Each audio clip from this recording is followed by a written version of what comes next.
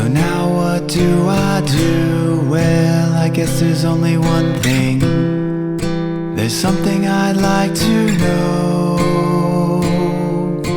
Are you real? Can you feel? Hi friends, I'm Fairy Vintage. My name's Linda. I'm an energy intuitive reader here on YouTube. I use spirit, my intuition, the tarot to communicate energies to you guys, most amazing viewers. If you're new here, welcome to the channel. I hope that you guys stay and that this reading resonates for you, although I don't promise that I'm tapped into everybody's frequency. So if it doesn't resonate, you can go check out another pile or for sure another reading, okay? But like I said, I'm not everyone's reader, and this message is very specific. So if it sounds too whatever, I don't know, too preachy, too spiritual, too confusing, too high level, too blah, blah, blah, then it's not your reading. Okay, there's many people in the universe, and whoever it's supposed to reach, it's going to reach, and I am not going to change anything about the reading in order for you to be satisfied. Okay, this isn't satisfying the public. This is channeling the message from spirit exactly as it comes through. That's what this is about. So if I do timestamp you to the disclaimer, I'm just trying to wake you up from your own delulu. Okay, if you know something greater that needs to happen, then go create your own YouTube channel. And I wish you the very, very best. So those of you guys returning, I'm so blessed to be here, and I can't wait to get into your reading. We're looking at the energy of someone on your mind, however this pulls through. Strongest energy generally pulls through that you're needing to hear, and all about this person. And we'll tap into sort of what they don't see, or their blind spot, their shadow, subconscious, however it pulls through. We'll look at how they're showing up or manifesting in the 3D, and then we'll look at their thought forms or whatever they're not sort of putting out into the universe, but they might be very conscious of. Okay, and then we'll take a look at a higher level, so the 5D or their higher self, or what has yet to come into their conscious awareness when it comes to energy, frequency, or vibration that their higher self might be aware of, okay, or a destiny, or a life path, or a greater purpose, or dharma, or whatever you want to say, however it pulls through. Okay, it sounds like a lot, but it's going to be just one sort of spread here, and whatever, like I said, the strongest energy pulls through. Okay, and because we have 4 options to choose from, I'm trying to keep this in a manageable bite size. So these are the decks I will be using for today's reading, and I will put a link right here for those of you guys who are interested in energetically charging the cards in these decks, or if you're just a collector and you want to know what cards are in each of these decks, then you can certainly go check that out. Okay, I will put timestamp below to the options, and I will see you guys at the option selection. All right. All right, option number 1, we have the rhinoceros.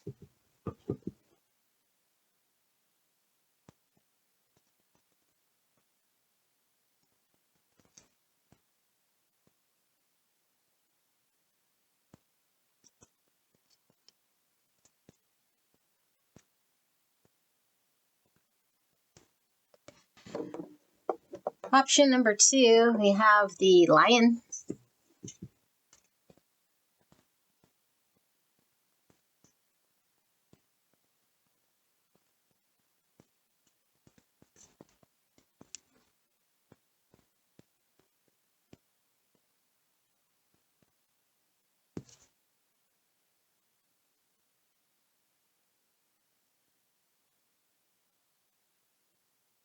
All right, option number 3, we have the elephant.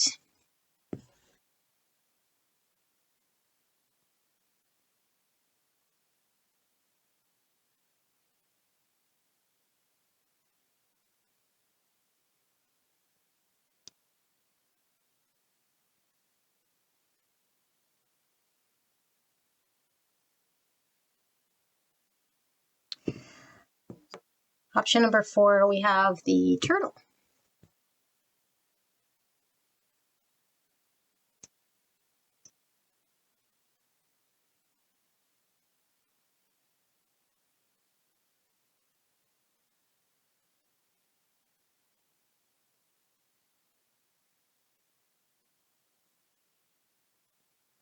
I know it's hard to get the turtle into focus.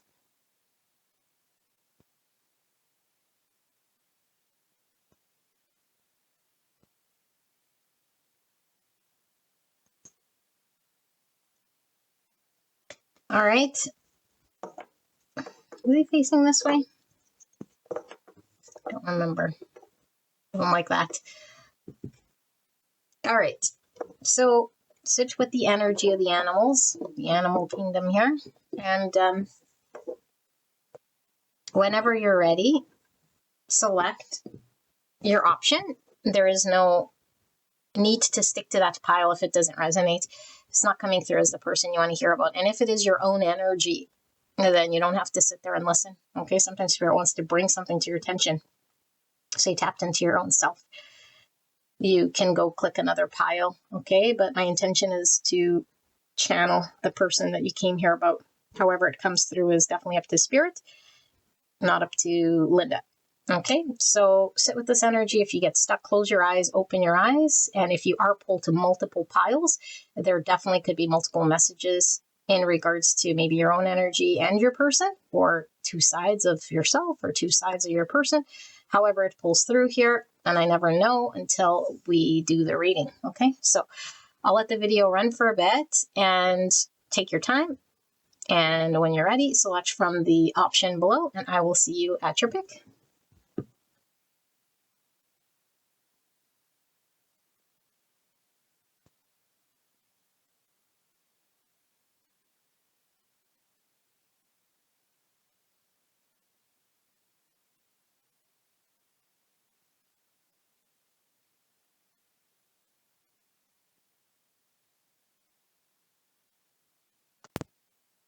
Hello, hello. Pile number 1, you guys picked the rhinoceros. And we're looking at all about the person on your mind.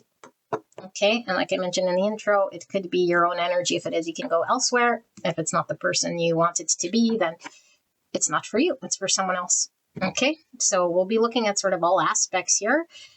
Okay, like I mentioned in the intro, we'll be looking at sort of their blind spot or subconscious shadows that maybe they're unaware of.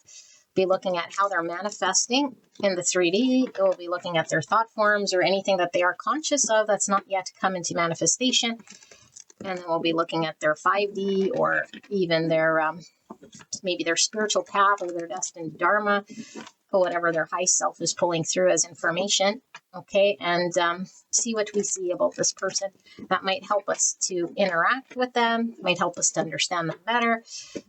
Okay, so don't force it to fit. If it doesn't sound like the person you want, then you have fingers. Go click. Okay, so let's see. Spirit, clear and concise message in regards to pile 1, the person they came here about. Can we get a good look at what's going on here in the energy body of pile number 1's person on their mind? Clear and concise message for the greatest and highest good of this connection. Please protect me and the viewer and the person they came here about as I channel this message for the greatest and highest good of the connection. And I'd like to take this time to thank your higher self, your person's higher self, spirit guides, spirit team, animals, animal guides, ancestors, and interdimensional beings, and of course, Spirit for this act of divination. Thank you so much. All right, so let's pull the oracles as well. Pile number 1, person on their mind.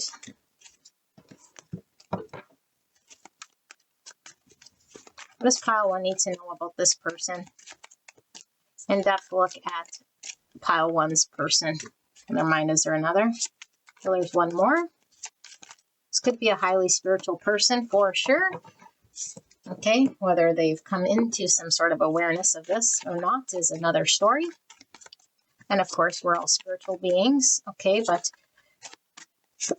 there could be something really profound in regards to their spiritual journey in this lifetime that pulls through. Maybe a spiritual gift or some sort of spiritual accomplishment or understanding or something like this. Okay. All right. I'm kind of wondering where we should start. Let's just turn them all over here. 9 Cups and Ace of Pentacles. And sorry, we have the 5 of Wands in the reverse, the High Priestess. Wow, yes, I didn't even see this here. Spiritual energy coming through for sure. The World, which I need to cover. Oopsie. Hangman in the reverse, more spiritual energy here. Pisces, coming through very strong. We have the Knight of Wands in the reverse. We have the Page of Pentacles. And we have Judgment in the reverse. Wow, okay. And then we have the Moon, Cancer energy. 3 Swords. And Temperance, Sagittarius, Cancer energy. This person feels very spiritual. Wow. 4 Swords in the reverse. Okay. And then we have self-negligence with 2 and 20. More High Priestess energy I'm feeling from this too. Relationship dependency, fear of abandonment, exhaustion, fear of rejection, compulsion to rescue, unbalanced relationships. Type 2, the helper, emotional center between giving and receiving with the root chakra. And then we have confusion, 60 and 6. Mistrust and skepticism, difficulty disengaging, fatalism, anguish and anxiety, search for evidence, need for guarantees. Type 6, the loyalist, thinking center between mistrust and trust. Okay, and then we have limits, 31 and 4. And then we have ego. Beyond the facade of ego lies the depth of true character, arrogance, pride, and vanity. Oh, we have 2 of these cards here, and sorry, I like to get rid of the plastic that's on these because most of these are new. I didn't realize we had 2. Wow, this is giving me this temperance energy. Look at this.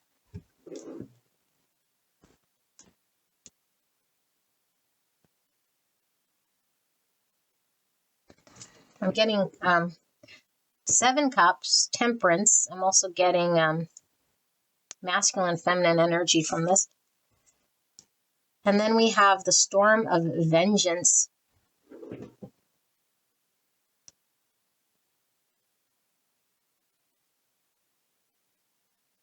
So it's kind of giving me this Judgment / Tower, Uranus energy that comes through. Okay, let me channel what this is about here.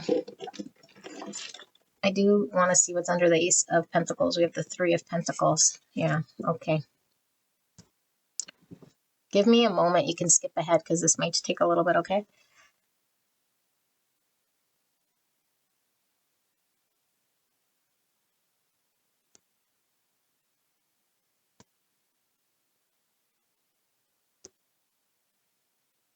I'm going to sneeze. Woo! All right.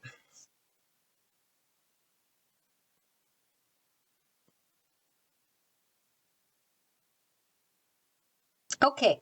I do feel I'm reading your energy. Okay, but it could be the person you came here about. If you don't want to hear about yourself, go to another pile. Someone needs to hear this message. If it sounds too preachy, it's not for you. It's too spiritual. Open up your own YouTube channel. I don't give a fuck. Okay, so what's happening here with this person?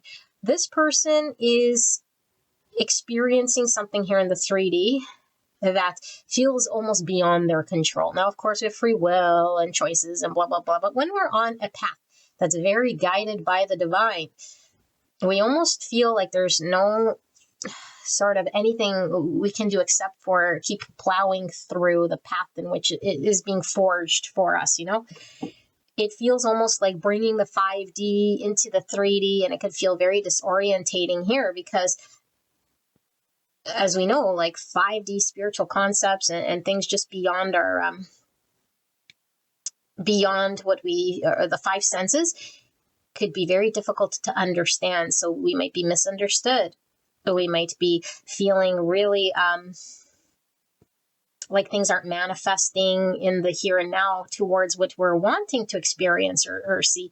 There's a lot of emphasis here on the spirituality of this person. And I do feel there's more to the story that this person hasn't yet been able to experience in the 3D because things are unfolding. However, I do feel there's a huge transition happening in this person's world right now. And I don't know how long they've been maybe suffering or going through this sort of bringing the spiritual down to the 3D, you know? This could be somebody who's just been introduced. I say just, I don't know, in this phase or this experience or this leg of their journey has been introduced to spiritual truths that they've never connected to in the past. So their spiritual gifts could be coming online. They could be really connected to dreams, synchronicities, parts of the unseen, or finally seeing spiritual truths for the first time. And so I feel like this person has been working through a surrender, and this could have taken who knows how long, because everyone takes their own pace to surrender to that of the divine. Okay. And to surrender, what are we surrendering exactly? We're surrendering the need for control or the illusion of the persona, the identification of the self. So this feels very high level here, okay? We create an identity, a self, based on our upbringing, based on our experience, based on everything that sort of makes us who we are. And then when we have sort of spiritual revelation, or we peer behind the veil, or we finally experience something like a near death, a connection that catalyzes us into spiritual awakening, a Kundalini awakening, or a significant milestone in our life, maybe a divorce or a death of a loved one or a separation, or just wake up like Eckhart Tolle completely in a mindset that kind of pushes the envelope of the 3D into this spiritual realm.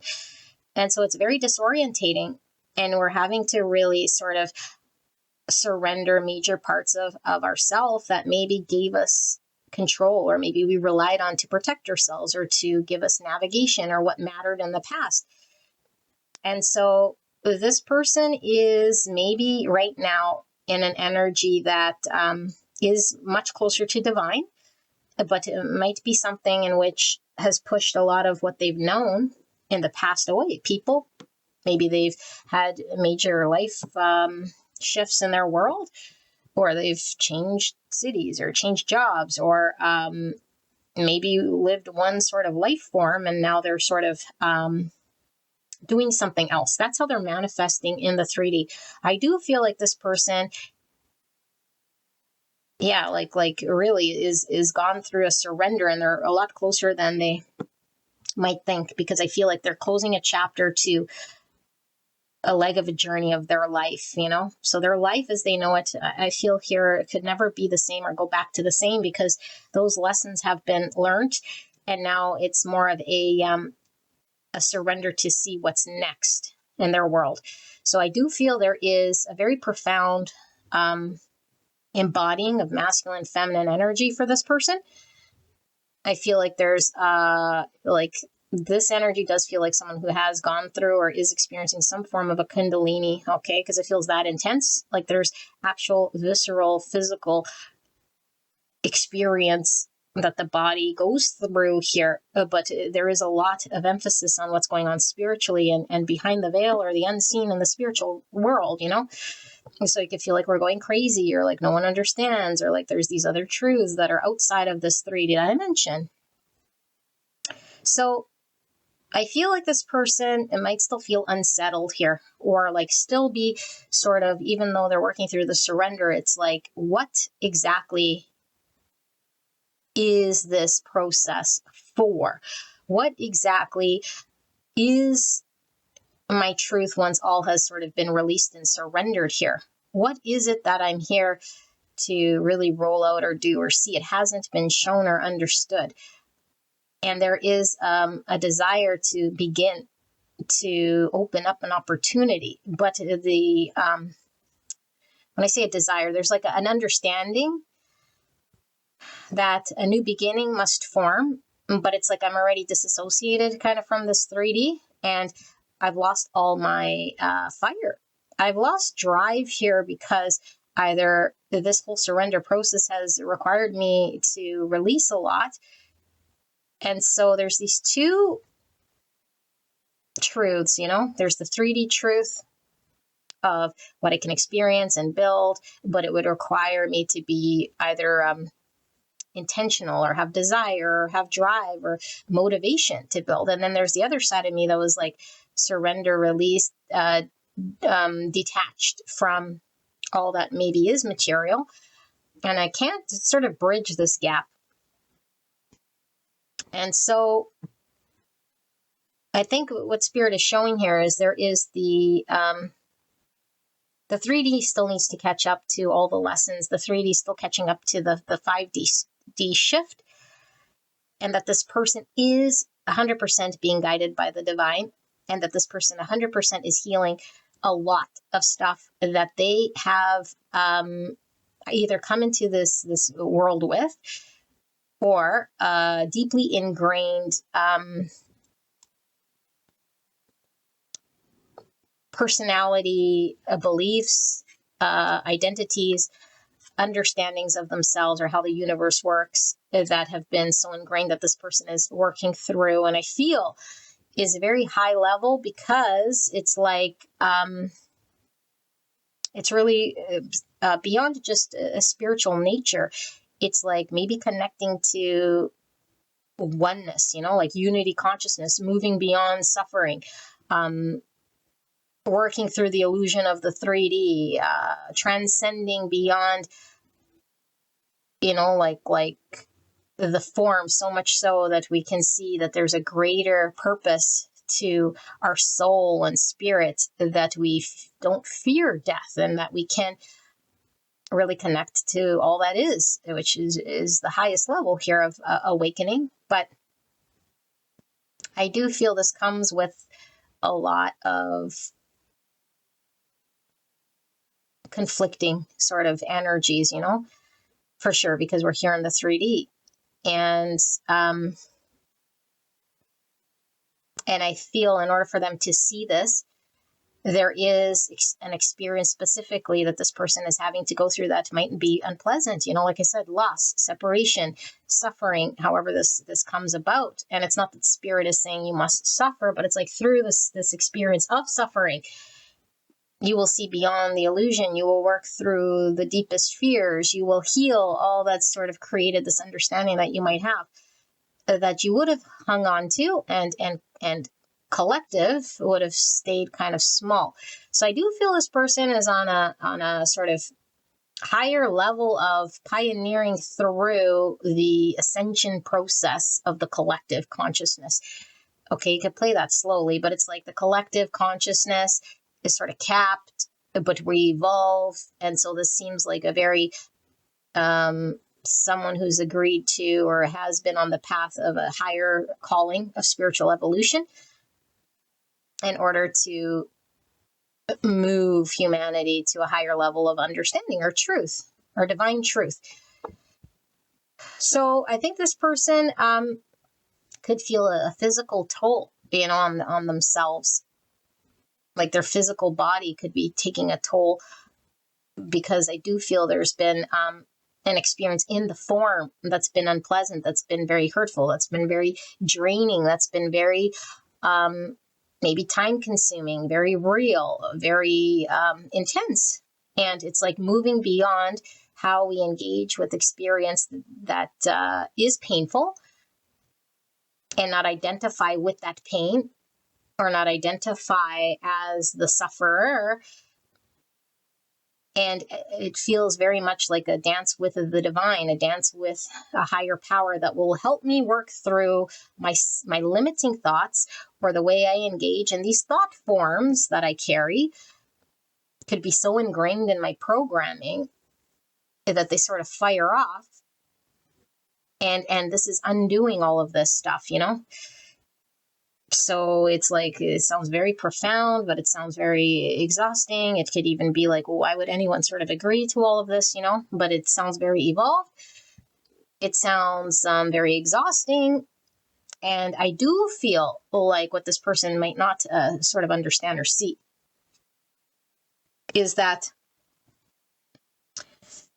there is aligning with one's emotional happiness here in the 3D, even if we're sort of, not buying the story that we're sort of the character in the play, because we are here in the 3D. And in the 3D, there's working with form, working with others, working with the five senses to create, to build. So there is a new beginning. And I do feel it's like right around the corner here for this person to create and build something, and not to just sort of alone, because I feel like what's happening here is this person had to go through the spiritual growth alone. Although, yes, they're connected to everyone and everything, and spirit's always with them. But the journey of this revelation, or the Kundalini journey, or the awakening of enlightenment, the path to find oneness is one we can only sort of do on our own, And so I don't see the Hermit here, because like all of this says Hermit, but I feel it's like their life became this experience. This isn't like I had a dark night of the soul as a result of an experience I had. Something happened, and then I reflected and I saw a truth. This is like my life became like one and the same with the awakening or the journey. And this is how I know it's very profound, because it's very woven into this person's leg of the journey. And I don't know, this doesn't seem like something that just happens like over a week or over a year, This is like a big chunk of time that is going through this transition. The transition from the old to the new is so profound here that I've committed X amount of whatever to dedicate myself to this. Okay, now when I say I dedicated, it's not in the 3D, because I do feel the soul agreed to this. The dedication came from the soul contract, or from the understanding on a higher level of what sort of needed to change or shift or be worked through in order to push evolution, spiritual evolution out, or something like this, But there is 3D experience here that comes as a result of this person sort of reaching some sort of state. Now, I do also feel like there's a lot coming through of this person having to work through personal beliefs that I feel might be a very deep sort of wound or understanding. And I do feel it's connected to how they engage with other, because I do feel this could be somebody who definitely could, put others ahead of themselves, and this could sound in many different ways, because of course, when we're spiritually ascended and we could sort of see beyond the veil, or at least we understand that we are all interconnected, we could definitely discount ourselves. So I do feel like there is something about abandonment wound here. Okay, so how do I feel valued? How do I engage in a 3D universe where I am valued for being myself without overgiving and detach from a storyline or a narrative here? That I have a compulsion to be in a certain way so I can attain a certain outcome, which would be to be valued or validated or given to, or earn love, or be valued, or I don't know. So they could experience a lot of imbalanced relationships, and also with this understanding of like a higher level of spiritual truths, if you will, and having to intermingle with the 3D and maybe a lot of unconscious people.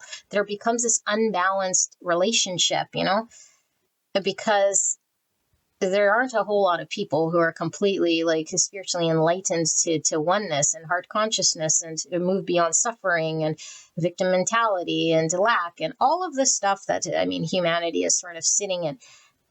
And so it's like, I don't know that this gap between me, my understanding, and the people that I'm around could ever be bridged.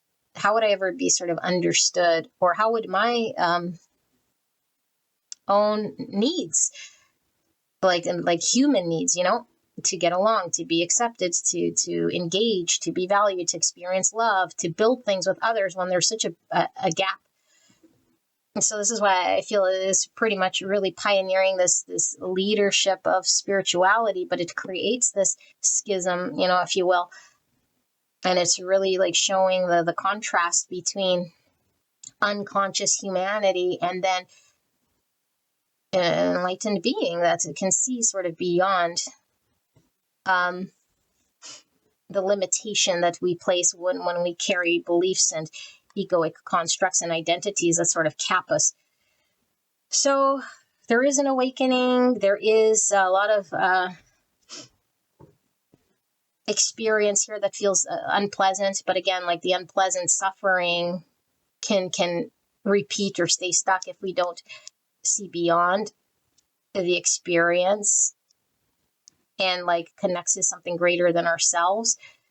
And so this could have been like really the part of the surrender is to find the strength in self and not external, because we know that we're the generator of this energy, that it is that we're sort of trying to find another or find out there, But once we learn this lesson, it could get sort of exhausting here to still feel not seen and still feel disconnected from and still feel like there's something more I'm not seeing, or the build hasn't yet happened, or there's still a big visible disconnect between me and people, or me and this 3D universe, in building something that's aligned with my truth. So this person could certainly burn out, and I feel like this person can certainly be really working through like it says here limits, because I do feel there is the limits of the ego, which could be a lot of 8 swords sort of understanding we might have. But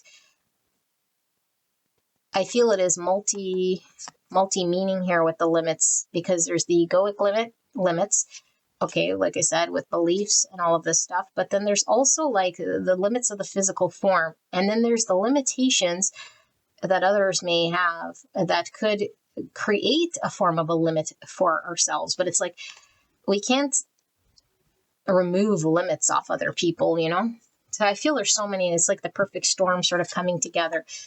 It's like understanding the limitations of form, understanding the limits of others, understanding what's our own created limits, but nonetheless, they are limits if we believe they are, and how to like move beyond some of these limitations and know what is sort of our own making and what is not, in order to sort of, yes, accept, but move beyond by still being able to create and not feel hostage to the limits that others might have around us, or that form may pose in our world.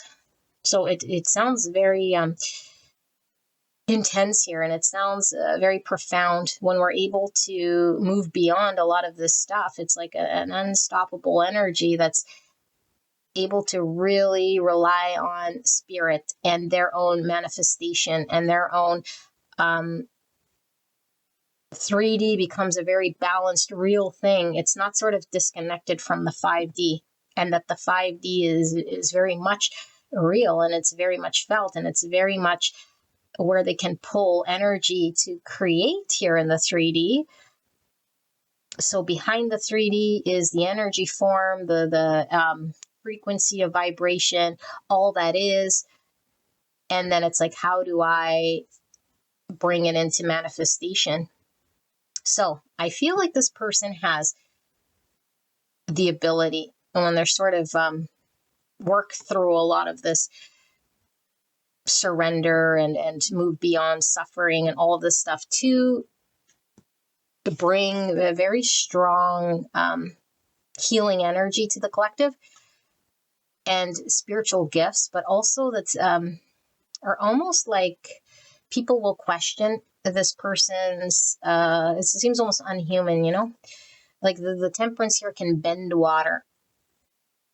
And It's like, how did this person create this? How could they, like it seems almost superhuman here, you know? And it's not superhuman. It's just removing all the blocks that sort of get in the way of this spiritual capacity that we all have.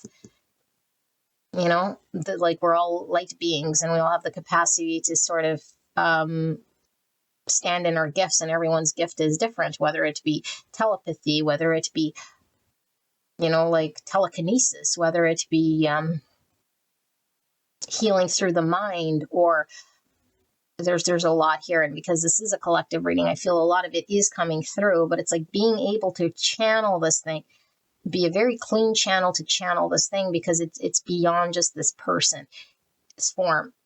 It's like, how does this impact the collective? How does this impact humanity? How does this, like, how could this one person, you know, create this sort of shift in humanity and bring this aspect that most people can't even fathom or connect with, or even begin to understand how this person sort of does this. So it is very profound here, you know, and it's like the spirit or the universe only shares its secret with those who are able to connect and manage it. Like spirit wouldn't put this sort of gift in anyone's hands, you know. It's like you have to go through this rite of passage before you can deliver whatever you're meant to deliver. So yeah, it's a lot here, I feel, you know, but I do feel at the end of the day, this person's coming into a more balanced human through bringing the spiritual 5D into the 3D. Their masculine and their feminine does seem to be something that is fairly integrated. This person will seem very embodied. I feel this person moves beyond the illusion of separation and the limits that get in the way of supernatural healing, spiritual gifts, transcending things here that might really limit humanity. But for this person, it's like it no longer sort of creates any sort of obstacle or limitation for this person. And I also feel like this happens once this person moves beyond seeing and understanding and going through what they need to. And then that is the challenge, because it's a long initiation process. It's a long, you know, like long, time doesn't exist here, but long as in once this person is ready by the divine's own accord, you know, and the divine says, you've seen, you've surrendered, you've understood. And so the frustration could certainly come with like, why all this challenge, or why all this experience, or what is it all for again, you know? What is it all for? And falling back into what it is that we do know could create this battle of like what I don't see, what I don't know, what's never been experienced, what hasn't been explored, and then this other world of like, don't be foolish, you know, believe what it is you've already experienced, tell ourselves what we've always told ourselves, and like that sort of a two-world thing. So there also is this like because it seems so spiritual here, there's like, it's hard for this person to really believe, you know, like it not hard. Once you experience it, of course you believe, because it's like, I experienced that, I inner experience it, so I know it. But it's like, it opens the door to more, and it's like, it's almost surreal. Like, what more is here that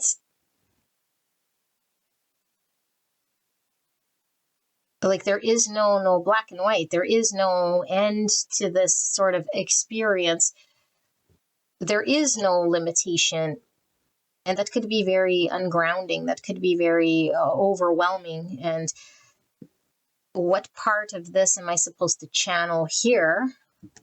And when I say channel, like manifest, deliver, bring in pointed from the ethers to create here, because this person's made to create something here in the 3D.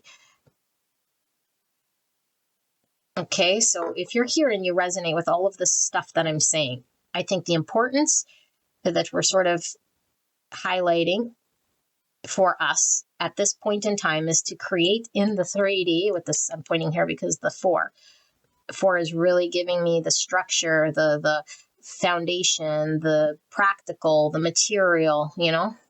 And it's like I keep bringing it back to the material. I keep bringing it back to, but what's it creating? What am I building? What can I see? What can I touch? And then there's this other side that it keeps pulling into, like, behind the veil, the mysterious, the gifts that a lot of people can't connect with, spiritual divine lessons and energy and sixth sense and all of this stuff. And it does seem very disorientating. And Spirit is saying, like, yes, our emotional happiness and us aligning with the build here in the 3D is where it's leading to. But it's not just for the sake of, like, building something in the 3D. It's like building something that is aligned to our happiness, that emotionally fulfills us, that we end up getting exactly what it is that we're wanting, and it's aligned, but we don't know what it is that we want when we're still working through limitations and beliefs and egos and identities and false stuff that doesn't necessarily support this path. But we must get there, you know? So, yeah, I wasn't expecting to see it in the way that I did, you know? But I hope I answered a lot of, like, because I do feel like I'm reading for you, you know, this sort of question that we might have of not seeing, and this strong question about, like, what's happening here in the 3D is very strong here. But my other part of me is sort of pulled into an area where I can't really have any control over or manage or feel at the mercy of the divine. And it's like, yes, it's like this by design. You're learning the surrender. You're learning to see. You're learning to connect to higher power. You're learning to work beyond the ego. You're seeing behind the veil. You're working through fears. You're moving beyond deep-rooted wounds that could stem around value and you know, like fears of rejection, limitation, need to be of service before I could be seen or valued, identities of when I am of value or when I do deserve love, and this sort of thing. You know, so there's a conscious awakening of self here, and then it creates this disorientation with the environment, with even oneself, with one's live-in situation that seems disjointed. It creates, like I said, a schism between what is truly felt in the soul and then what it is that I'm experiencing or what's around me. And then how do I reconcile this? Because I can't live in sort of two worlds here. Okay, but I feel it's a deep healing of things that have been carried on. And I feel it's not just this person. Like I said, it feels collective, because I feel like the collective believes in a separate self, or they believe in loss, or they fear death. And we only sort of fear death when we haven't connected to oneness, when we haven't connected to the soul, because it's like we identify with the form so much so we think we're the form, you know, we're the decaying body, we're the dying body. And it's like, no, once we see behind the veil and connect to this understanding, then we know that when the soul, when the body dies, it's just a transition into this other experience, you know. And we only have fear, and we only have limitation, and we only have suffering when we believe that there's separation and it's created by loss. And we only lost because we believe in separation. We believe we could be without. We believe we could lack. Something could be taken away from us. You know, and it's like, how do I work beyond the loss and this fear and this illusion that is not true, is to connect to the truth. Truth, love, oneness, spirit, soul, consciousness behind form is what this person is connecting to. So at the end of the day, they're going to connect to oneness. And then they're gifted with their own unique purpose here. And I do feel it provides healing to others, to the universe, you know, specific individuals needing their type of healing, however that form comes, through creative manifestation. It could come through, you know, spiritual healing, whatever this healing comes through, it's very divine. Okay, so pile number 1, beautiful energy. If you did feel this was you, then you might want to go check out another pile, see if your person's in another pile. Okay, unless this is all your message, then I will see you guys at the next one. All right, bye-bye. Hey, pile number 2. You guys picked the lion. My beautiful lion fell on the floor and I had to glue his tail a couple times. All right, so let's see what we see. We're diving into a look at this person, whoever this person happens to be, and we will be connected to what's sort of going on in the blind spot. Okay, so it could be the subconscious, what's sort of out of their conscious awareness, maybe wounds, whatever does pull through from the shadow. Okay, maybe what's sort of driving them or what still needs to be uncovered. Okay, we're looking at how this person is manifesting in the 3D, so how they might appear to you or what's sort of happening in the 3D. Then we'll be looking at thought form or what they're aware of but maybe haven't yet manifested, or what they're not putting out into the universe but is sort of maybe in their awareness field. And then looking at the 5D energy, so their higher self, a greater potential, maybe their dharmic path or some sort of driver that's beyond their maybe connection, if they're not connected to the high self or their purpose, and see what sort of pulls through. Okay, any aspect of all of that could really be coming through as one sort of message. Okay, we'll try to put the picture all together. It'll make sense once we channel it, okay, to those who it's meaning to connect with. If it doesn't make sense, too spiritual, too this, too that, it's not the person I came here about, then it's not your reading. Go somewhere else. I don't care if I'm not tapped into your person, and it's not your person I'm reading. It's for someone else. All right, so Spirit, clear and concise message for the greatest and highest good of pile number 2. So we're looking at the person they came here about, and we're taking a deep dive into this person's energy. Can we take a look at everything going on around this person at this time? The seen, the unseen, the manifest, the unmanifest, shadows, whatever wants to pull through here in regards to this person. Thank you so much, Spirit. And I'd like to thank your higher self and the person you came here about, their high self, spirit team, spirit guides, angels, interdimensional beings, and of course, Spirit, for this act of divination. Please protect me and the viewer as I channel this message for the greatest and highest good of everyone involved. Thank you so much, Spirit. We'll lay the cards out first, and then we will channel what this is all about. I just heard big future. Whatever big future means. So maybe this person later in life experiences something here. Something about big future. All right. I'll pull all the cards. Clear and concise message for the greatest and highest good. Yeah, it could be later in life. This person maybe, I don't know, maybe this person's older in age right now, or something about the best is yet to come. It could be very subjective. I don't know. Let's see. Move these cards out of my way. Clear and concise message for the greatest and highest good of pile number 2 and the person that they came here about. This person I'm about to channel. That's it. Okay. Let's take a look. We have Strength card. Look at you guys. So synchronistic. With the lion,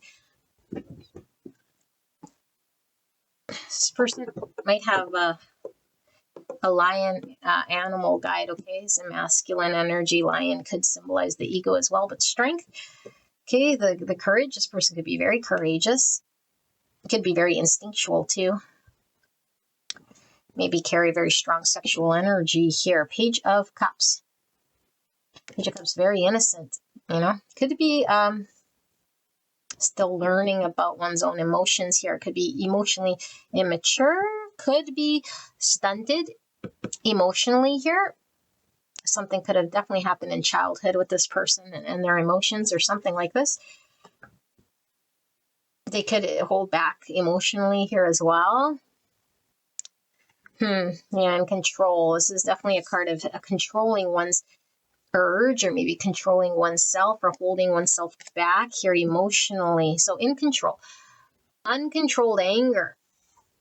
Authoritarianism, personal justice, conflict, tendency, fear of vulnerability, rejection of weakness. Type 8, the challenger instinctive center between strength and weakness with the number 8, which is this Leo energy, the 8. 8 is also the number of the ego, but we have the white, which is the pure self. So we have self-preservation disguised as self-sabotage, 78. So this is the number 15, which is the devil. We have Capricorn energy, Leo energy, and Aquarius coming through. Self-preservation disguised as self-sabotage. Not seeing the signs, 55. 55 is a master number. Change is the only constant, divinely orchestrated change. All right, and then we have apathy. Ignite your passion, for it's the antidote to indifference. Indifference, disinterest, and sorry, the writing here is so faint I can barely see it. I don't know what that says. I'm going to hold it up. Maybe you guys can see.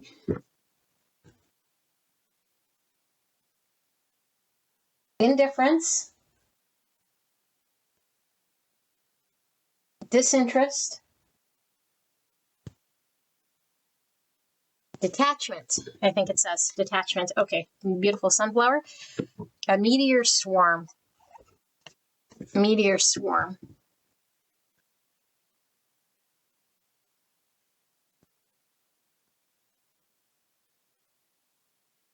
Wow. Okay.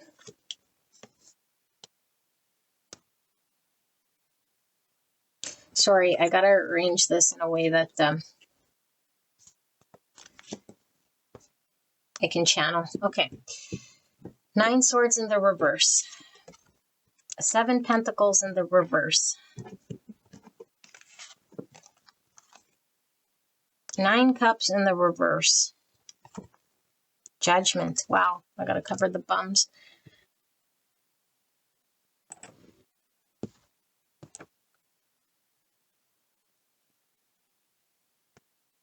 Okay.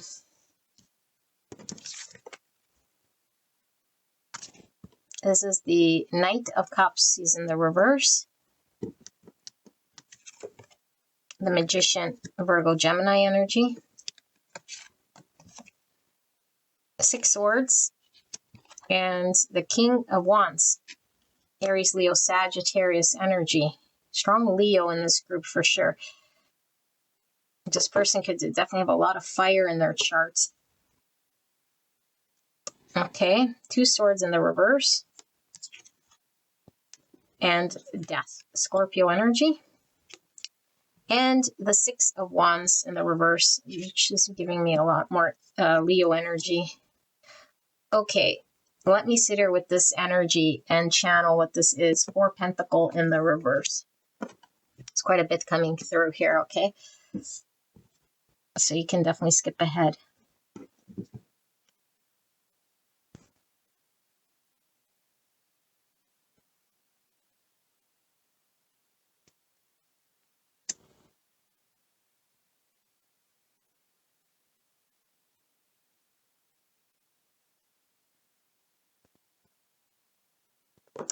Okay, interesting. So interesting. Of course, we're not one-dimensional beings, and I'm so glad I did 4 piles, because a lot of these, well, I only did one pile, but it seems like I'm like, that's it.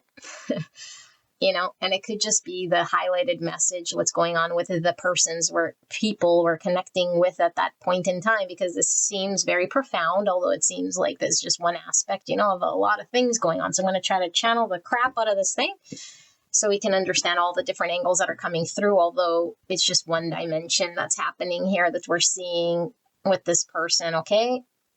It could be your energy for sure, but for some of you guys, you're dealing with someone definitely like this, or this is the person you came here about, and understanding them is why I'm doing this reading. In the 3D, this person could definitely be like someone who is very hesitant and very blocked off, okay? There's a lot going on emotionally within this person that they haven't been able to really connect with and channel to manifest their world in a way that allows them to connect to their emotions and then create happiness or create emotional fulfillment or create a universe for them that supports it. And so it's like if this person had a way of coping because of an experience, who knows when this experience was, that their best way to sort of manage was to disconnect from emotions or feel safer when they weren't expressing themselves. So maybe they got shut down by a parent. It could have been a very harsh connection or relationship in which they didn't feel safe to express themselves, or come into this world with the habitual ingrained DNA of how to connect to the emotion in a way that doesn't like it's suppressed. Okay, it's held back, it's suppressed. It seems like it got stunted. Okay, and so in the 3D right now, I feel this person is going through a major transition from the old way, which created a lot of indecision. It could have created a lot of stagnancy. It could have created even an environment of feeling quite cold or being trapped in one's mind. Because when we're not connected to the emotions, it's like, what's left? Just our mind, right? Like, yes, if we're spiritual, we can connect to a greater power. We can disconnect from emotion and all this stuff. But when we're sort of in the form, thinking we're the form, we're this body, it's like the only thing we have is like going by our feels, or like tapping into our own thoughts and then acting out of our own logical mind. But it could become very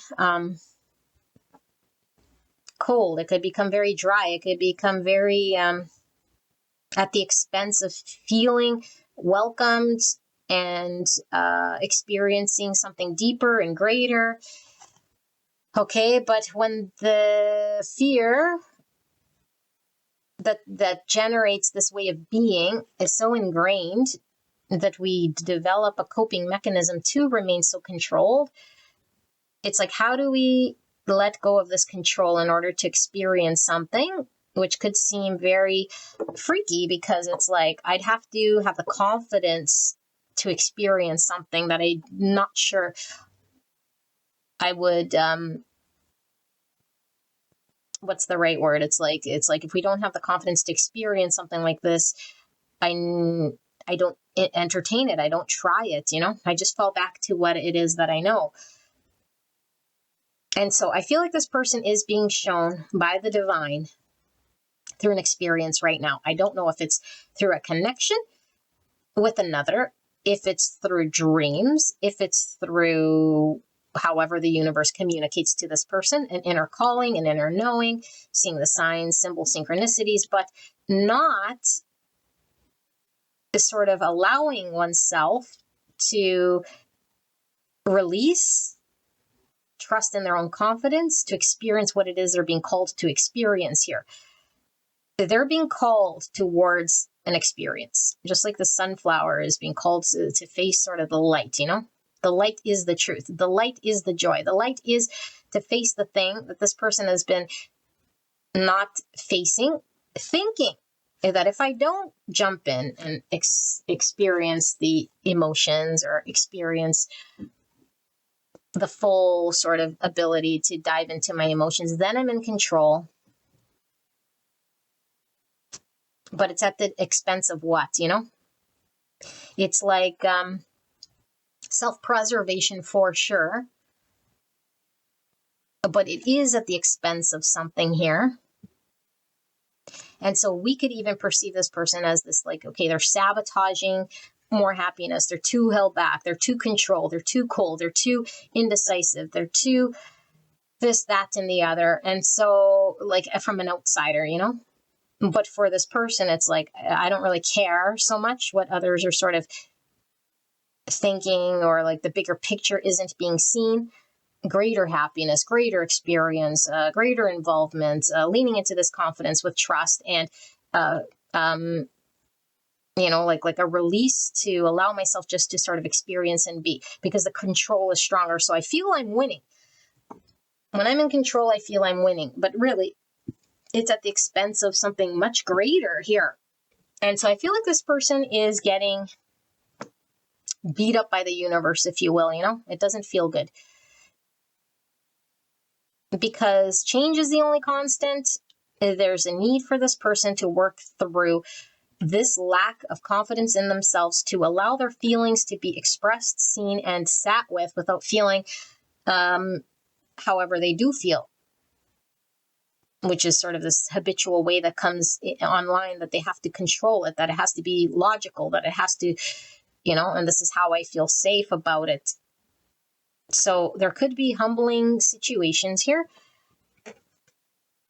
that happen outside of this person's control. How do they manage that? If I'm used to being in control, how do I manage when I'm in a situation where I can't be in control? When I experience something I do not like, when there is a calling here, because there is a calling, and when I either avoid it long enough, or I miss out, or I experience something that makes me then see the other side of some greater truth. How do I get there? How do I then do things differently? How do I then move beyond an energy of trying to be in control, trying to maintain, trying to be held back, trying to stifle my feelings, you know, and really, like I said, there seems to be a block here that is, yes, habitual, but I mean, this person almost, it's the only way they know. It's not like they're doing it subconsciously. It's like they're choosing to do the only thing that they do know, and then somehow it's proven to them that it was safe, or that it is their way, or that's the only way they know. And see, I am safe, and see, it is going this way until it doesn't, you know, until it doesn't. And that's really what this whole thing is talking about. There's a greater calling and a greater need to connect to one's own emotions and to see through this suppression, and to trust the divine, and to trust themselves, really, because this is all about having the confidence to sit with their emotions as true as can be, without maybe making certain judgments of themselves, or feeling like they cannot, for whatever reason, comfortably engage with emotions. And this could be around sexual energy. This could be around creative energy, like putting our ideas out there, you know, like it's held me back in life. So I might have ideas, or I might be creative, or I might have sexual passion or desire or something, but it is really on a short leash here, and it creates the world around me that's very limited, and that's very stagnant, that's very stuck, that's very controlled. And so what they're experiencing here is the divine pulling them out of this energy through shift and change, because like we say, change is the only constant. But it's not only as a matter of like a divine will happening. It's like, yes, the divine's sort of putting in front of this person experiences, but they're still needing to coordinate with the universe connect to confidence, connect to their own ability to engage with the universe so that they can create the world that is connected to emotions and happiness and creative ability without being so held back, without really like holding their truest feels like sort of closed behind lock and key, where it can't be experienced or manifested here in the 3D. So in their thought frequency, I think this person might have thought, I feel like there's like a supporting why one cannot connect to one's emotions and then enforcing it through a belief system. But I do feel this person has been given a chance to experience in their 3D to create a different outcome for them, not just a one-time experience either. I feel like this is a period of time that over time, this person develops confidence. Over time, this person then sees different angles of truth, specifically when it comes to their emotions and their feels and their creative energy or their sexual energy or their ability to dance with the universe and have confidence to face certain things or express certain things and show certain things that maybe in the past they were unable to do. I feel like this person would have been the type of person who would just sort of give up on experiencing something that maybe would make them feel discomfort at the drop of a hat, and not even sort of, it seems almost like if this is going to expose me to something of discomfort, then I don't even like attempt it. So it could be very limiting when it comes to expansion of growth, spiritual growth, emotional growth, because I do feel this person, like I said, was stunted, and maybe as a child they were stunted, or just didn't have the experience here given to them. And remember what I was saying when I was laying the cards, like later in life or the best is yet to come. It could really be that this person has spent the bulk of their lifetime sort of in this smaller energy, withheld, blocked, lacking self-confidence, not investing in the growth of this experience because it is uncomfortable, but at the expense of being emotionally happy. So it could be someone who pushes away connection, who hasn't had a deep, fulfilling connection, who hasn't really found the joy, who is unsure about their own ability of how they can invest or support or something like this. But they're being shown to see and connect to a greater truth. And they are being given the opportunity to connect to their emotions in a way that allows them to have confidence to figure out what they can do. Like what they absolutely can do here that maybe in the past they just didn't even attempt, or didn't even feel like that was something that was even in their wheelhouse. It's like if someone's talking about, oh, will you ever sort of get married? And this person isn't even comfortable dating. Like they're definitely not even going to be talking about marriage here, they're still talking about like dating. Like this is sort of the analogy, but it's not necessarily this person's case, but it's like there is a disconnect here from an experience that's been sort of removed from this person. And I do feel it's happened, and they might feel like it's been a conscious decision to not pursue or not explore, which part of it is, but I don't think this person understands the deeper reasonings sort of as this created. It's not a choice that they just don't want to.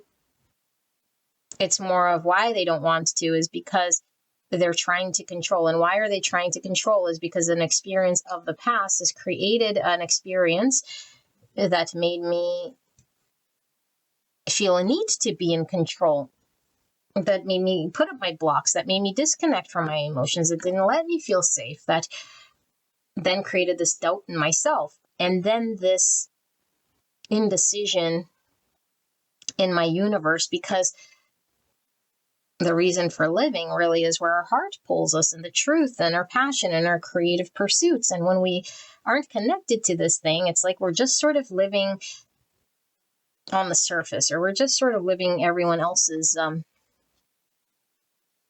agenda, kind of getting to and fro, And in order to cope and get by, we might add a narrative to it, like I'm controlling this in a way that's making me feel like I'm not going to be exposed, or like I'm protecting myself. All these choices are sort of mine. Meanwhile, it's like, no, you're just, suffering this lonely path.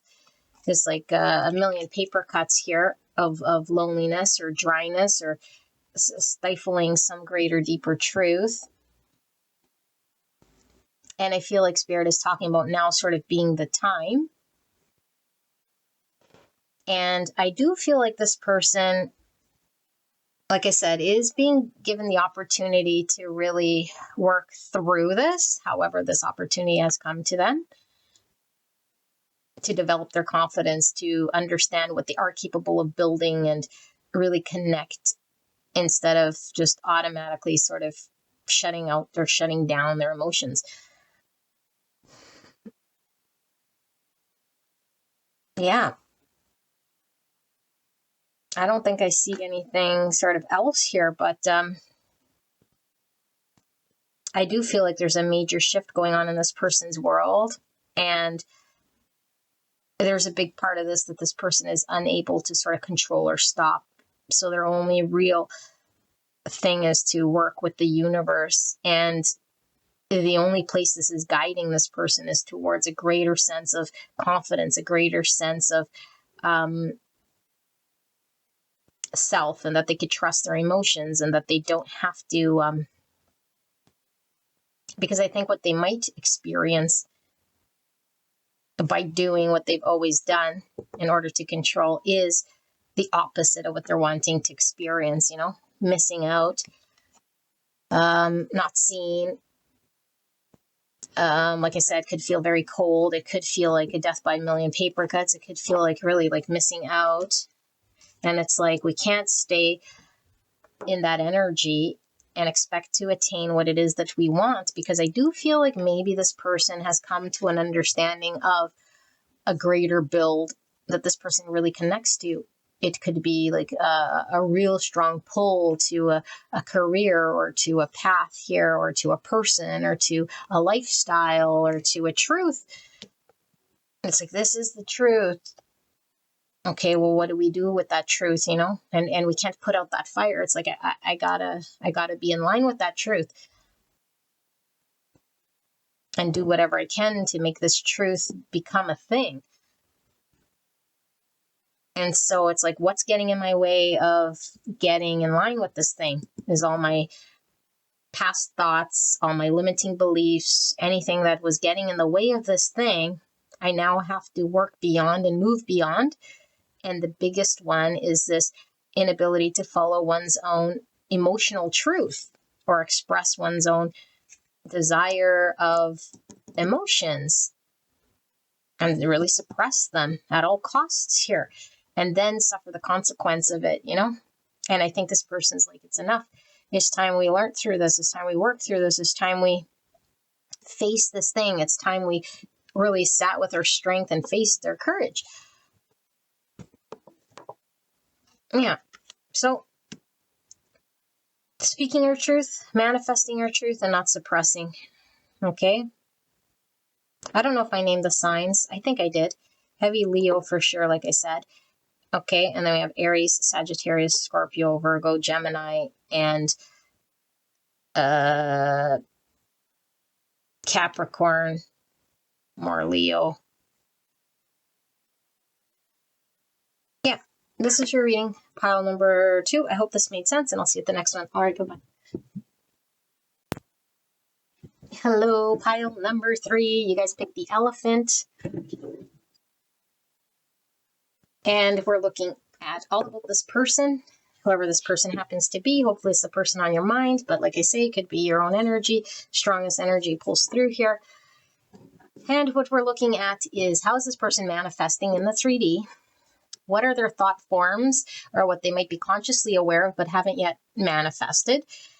Okay, and then a higher calling, maybe their 5D self or a greater purpose, or what's trying to align them to something greater than maybe what they have built, or where their journey is leading them.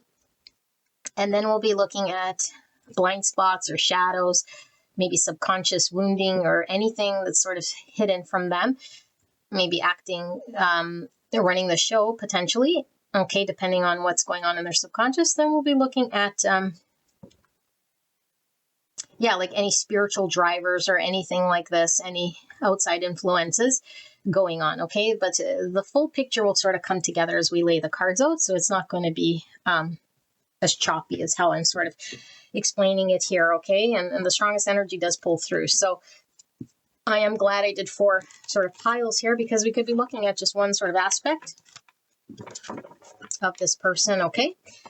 So let's ask Spirit for a clear and concise message for the greatest and highest good of pile number 3, person they came here about. What is it that pile 3 is needing to see or understand about the person they came here about? Energetically, what is going on with this person? Can we get an in-depth look at pile 3 on this person? Now, I really got a 6 cups in reverse from this elephant facing backwards. So they could really be working through a lot of past emotional experiences, okay, or a difficulty releasing past. Could be profound right now going on in their world, potentially, but we'll see what comes through the cards. Like if we're emotionally frozen based on what's happened in the past or an experience, then it really dictates what we're sort of doing, you know? Which has been sort of something that's been coming through this channel, is the reverse 6 of Cups. But let's see. Spirit, clear and concise message for the greatest and highest good of pile 3, the person they came here about, and the overall energy that's going on. 5D, 3D, subconscious. And what is it that pile 3 is needing to understand or see about the person they came here about? Please protect me and the viewer as I channel this message and the person they came here about. Pile 3, I'd like to thank your higher self, your person's higher self, spirit, angels, guides, interdimensional beings, for this active divination. Thank you so much for being here. Pile 3, person on their mind. All right. Wow. Wheel of Fortune. 8 of Cups. Okay. 8 Wands in the reverse. 6 Wands in the reverse. Page of Wands. 4 Pentacles in the reverse. King of Pentacles, Virgo, Taurus, Capricorn. 5 Cups. The Moon in the reverse, Cancer energy. The Star, Aquarius. 10 Pentacles in the reverse.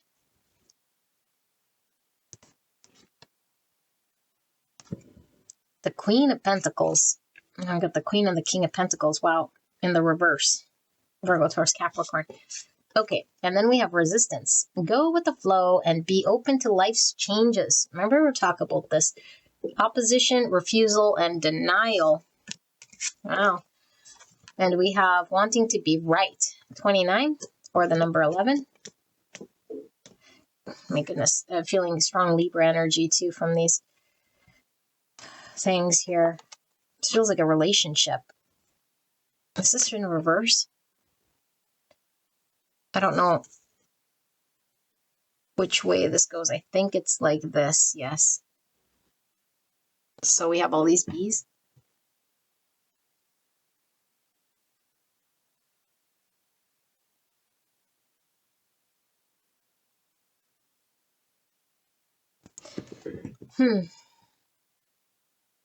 Okay. And then we have being successful. 3, solar plexus energy, all-consuming ambitions, lack of authenticity, falsehood, workaholic, competitiveness, appearances, and valuation. Type 3, the achiever emotional center between appearing and authenticity. Interesting. What is under this Knight of Cups is judgment in the reverse with a whole bunch of bums. Cover the bums, cover the bums. Okay. Give me some time. You can skip ahead as I channel this message. Veil of ignorance.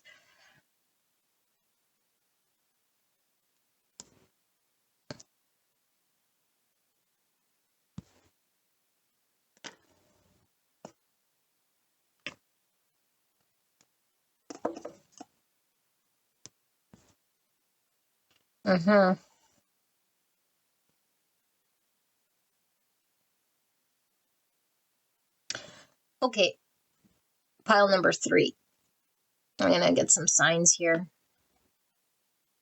We have Taurus, Libra, and Virgo, Taurus, Capricorn, Cancer, Aquarius. Right now, your person, I'm going to read it this way. You can switch energies if it's you, okay? There does seem to be something, if you want to call it karmic, you could call it karmic for sure, okay? It's a needed experience that happens in a way in which we have to sort through. And of course, we all have free will to make decisions, but some circumstances and situations happen and unfold exactly as the divine wills it. And then we are meant to either learn from it, change from it, make decisions with it, repeat cycles in it, remove ourselves from it, learn to get empowered from it, decide to stay in it, all these things. What I feel this person is being shown to do is sort of release themselves.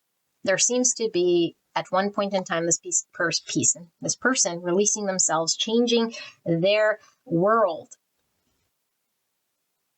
And we all sort of, change our worlds at some point in time, but it becomes very, very, very difficult to shift and change when we sort of concluded at some point in time or identified with the version of ourselves that invested in the experience we have. And I do feel, it feels like a hardcore dedication. I don't know if it's to a family. I don't know if it's to a job. It does feel as though there's like this world that depends on me, and I'm sort of a part of it. So it gives me purpose. It gives me purpose here. This thing, whatever this thing is, does feel played out. And everyone might know but them, or they may even know at some sort of level, and it doubles down in it. Because if the belief is very strong about the reason I'm here, or the purpose I'm here, or the world it creates for me, then I continue to do what it is I've always done. And this thing sort of can be limiting me. This thing could really be not growing. This thing could really be now handicapping me or limiting my very growth or shifts and changes. And if I'm so one-track mind to it, and the universe is calling my heart and my new growth elsewhere, but I'm so blinded to that in which I'm involved with, I can't even see where I'm being pulled or called. This person is being called by the divine to a new experience where I feel this person will be much happier. They'd get to experience a connecting to truth, authenticity, fulfillment, love, desire, purpose, all of the stuff that this person is not currently experiencing. And nobody in their right mind would say, I want to exchange all that fulfillment, happiness, truth, authenticity, and happiness to remain in a stagnant, stuck sort of situation here. Please. No, nobody would choose this thing, But why then is it happening? Because when we identify as that in the thing that we are experiencing as being us, it's like death. Without that thing, I don't survive. Of course, it's an illusion. Of course, without anything, we would still stand strong, but it's like losing the identity of that thing. I become that thing in which I'm so identified with. If I'm the husband, then without the husband, I'm a no one. It's like, no. If I'm the boss, then that's my identity. And if I don't do it, then it's like, I'm a nothing here. Not that this person thinks they're nothing, but they're identifying with the thing in which they're doing as being their identity and giving them the sense of purpose. It doesn't matter how draining, doesn't matter how capping, restricted, time-consuming, boring, dry, financially drained, blah, blah, blah, blah, blah. Doesn't matter. I identify in that in which is giving me this sense of identity and purpose. So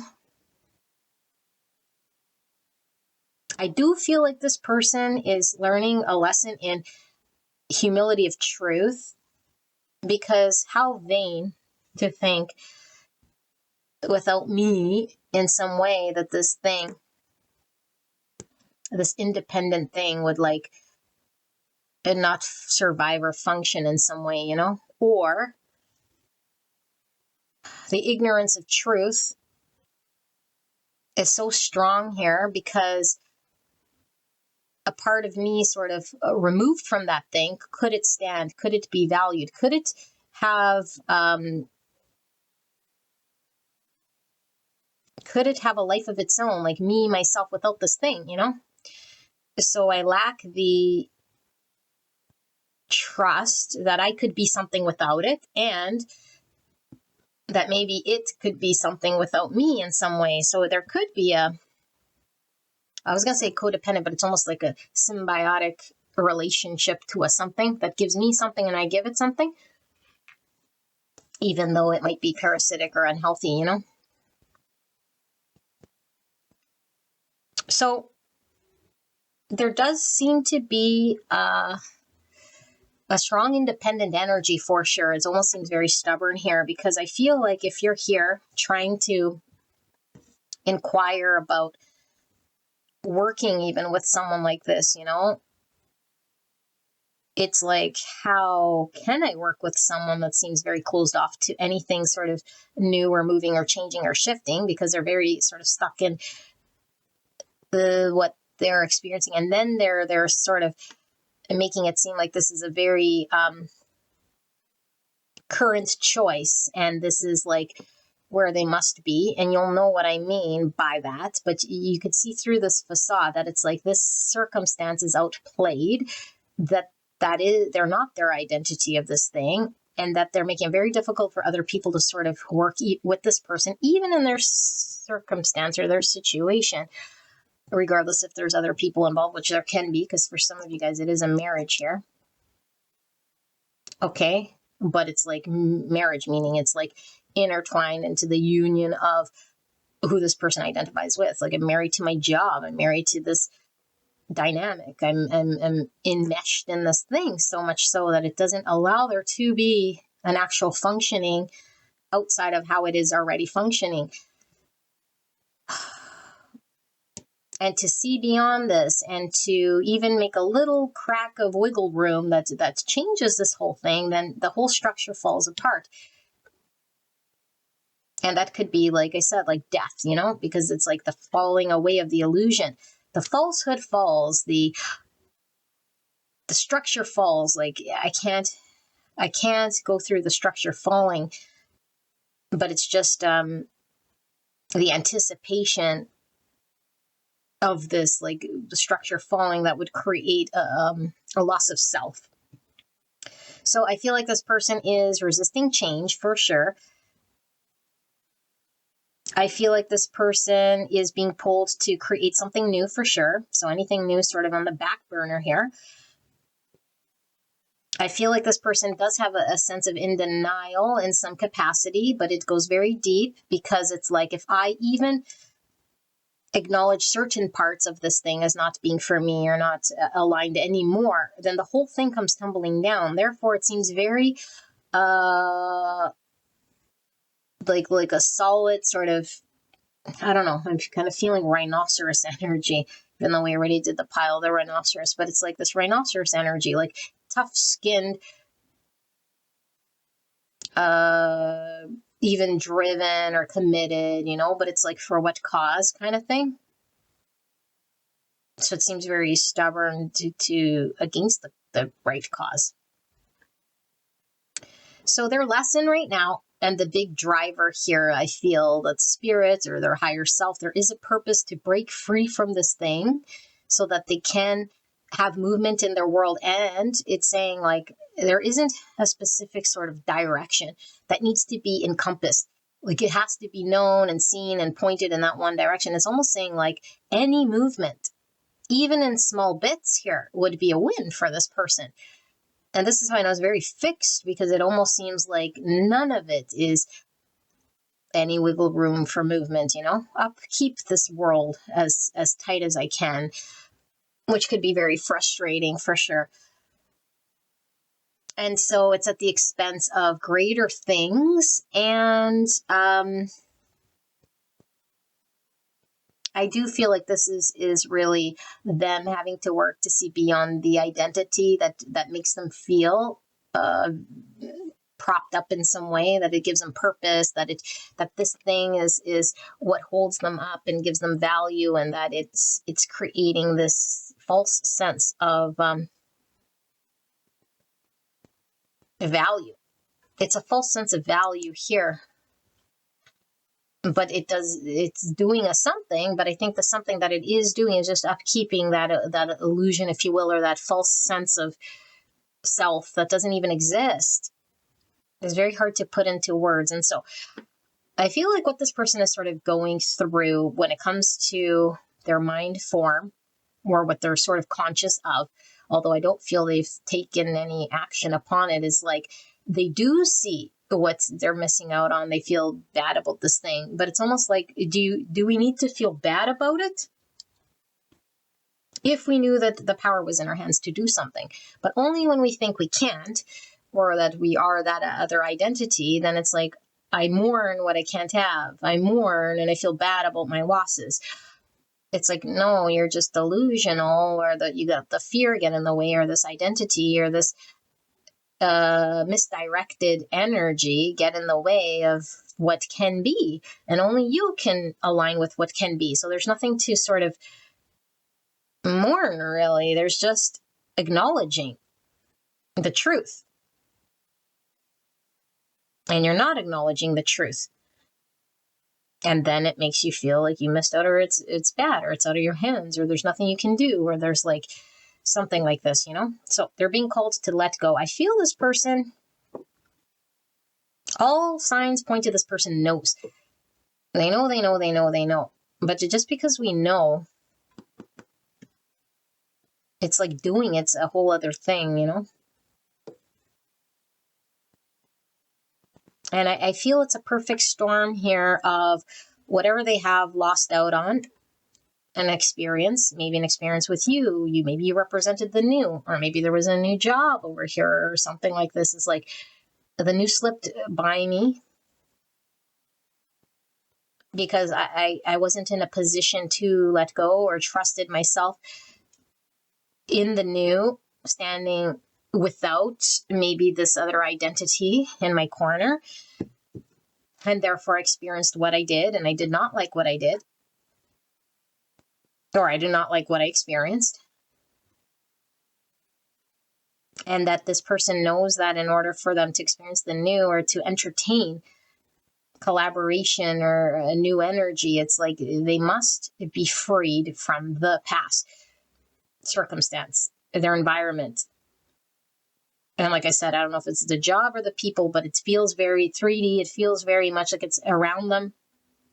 It's propped them in some sort of position. And they could put any story to it, This person depends on me, or I depend on it financially. And that's it. And that just runs as a narrative. Because there does seem to be some financial thing or some logistical thing. And so it could even be, I don't want to part with my money. because the identity of who I would be without that is like I cast shadows and paint this like poor person who then is without any home, without any money, or like, you know, we could really sort of blow up that story of what it could look like if I walk away from my money or the support, or if I don't support this situation anymore and I let it go, or if I accept some greater, bigger truth here that has more weight. But I'm more looking at the practical aspect. This person seems like very much focused on the practical aspect, and it's like their right arm or their right leg, you know? But I don't feel this person is disconnected from what the opportunity is. In fact, I feel the more this person can see the opportunity, and when I say opportunity, it's like the new, the more it's there, the more it's sort of made itself present. And specifically, the more it makes itself distant, the more it makes itself seem like something that's too far away for this person. I feel like this person has no choice but to face the thing they're being called to face with, to release, to shift, to make the changes. It's like they can't just sort of sit in an energy that one day things would change, and I kind of hope and pray and see a vision, but it always remains something in the distant future. Because if we always see something as one day, distant future, a dream that it could have, we keep pushing it out. It's like, what are we doing? Are we exploring it? Have we let go of where we need to let go? Are we still hanging on to beliefs that make us very fixed, identities that enforce the old, refusal of collaborating or trying anything new in case we get stung, or it makes us feel like a part of our now world is sort of at risk, which means my own identity and my own structure becomes sort of open to threat. You know, it's going to be attacked. So I think there is a lot of building up what ifs and fears around what could happen if the new gets explored. And I think there's big emphasis on a missing out of the dream, the possibility, where the heart and the truth sort of is pulled enough times, or a long time coming, that sort of has to shake this person into reality so that they can address their situation, so they can acknowledge where they've been fixed, so they can connect to looking at what is real and what is sort of created as a false sense of security, creating this resistance to the new. And then what can they do to align? And so the universe is waking them up, situations are waking them up. The cycles are real here. The unhappiness is real here. And the stagnation is real here, even if this person reached some sort of pinnacle, you know, in that environment.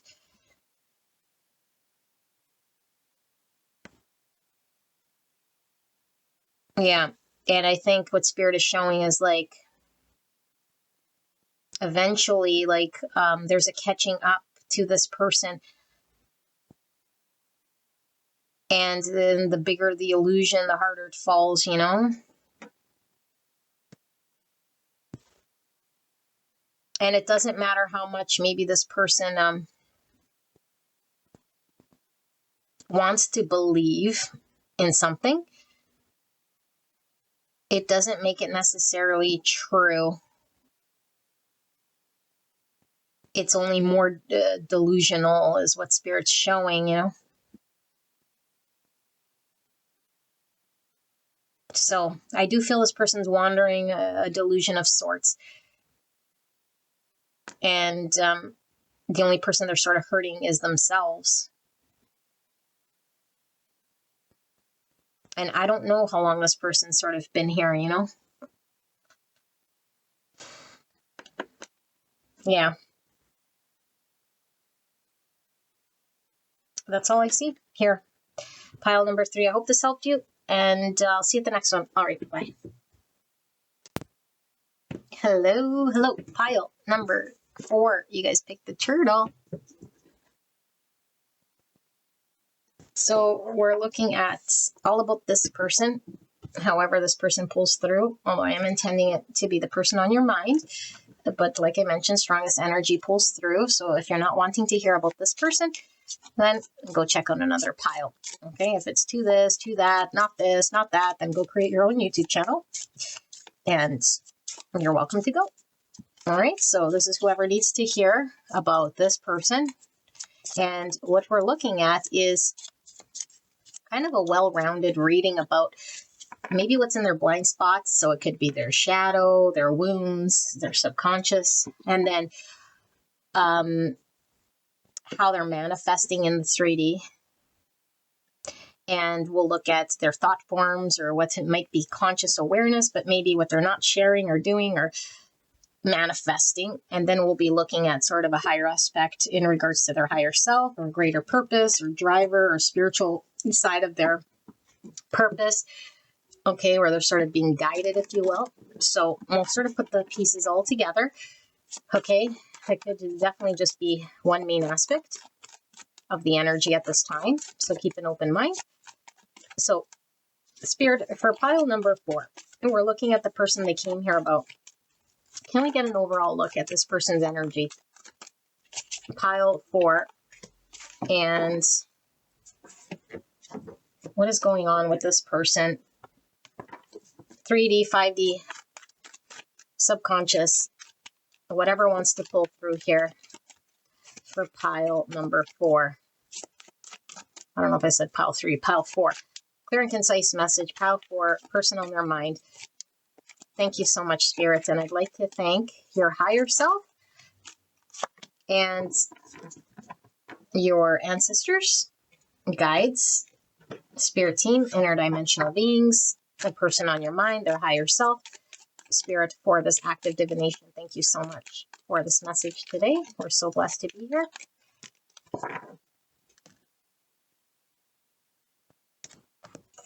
All right, now the tarot. Clear and concise message for the greatest and highest good. Pile number 4 and the person they came here about. What's pile 4 need to understand or see regarding the person they came here about and their energy at this time? Please protect me and the viewer as I channel this message and the connection they came here about for the greatest and highest good of everyone involved. Thank you so much.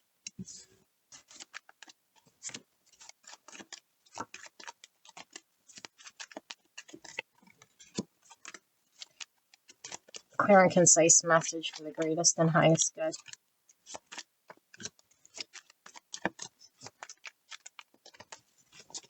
Pile number 4, person on their mind. All right. Wow. All right. What do we have? 6 of Cups. Cute. Oh, the Lovers. My goodness. My goodness. Sorry, I got to cover the 2 Lovers here. It's under that Tower. Oh, my goodness. My tiddly tie. Okie dokie. Let's just go with the tarot, I guess, since I started with the tarot. We have 4 swords in the reverse, 9 swords. Queen of Pentacles, Virgo, Taurus, Capricorn. It was kind of giving me High Priestess energy from that. High Priestess. Okie dokie. High Priestess in the reverse. Honey, tarot reader, creeping me out again. Justice. Libra, Pisces, Virgo, Taurus, Capricorn, Gemini. Magician, Virgo, Gemini. Wowzers. 3 of Wands. Okie dokie. Sorry, I gotta make some room here. We have the Knight of Pentacles in the reverse, giving me this turtle energy. And then the Ace of Pentacles. Wow. And then the 5 of Wands. All right. And then we have 4 of Cups in the reverse, and then the 8 of Pentacles in the reverse. Oh, no. Okay. And then we have Gate. Looks like a portal.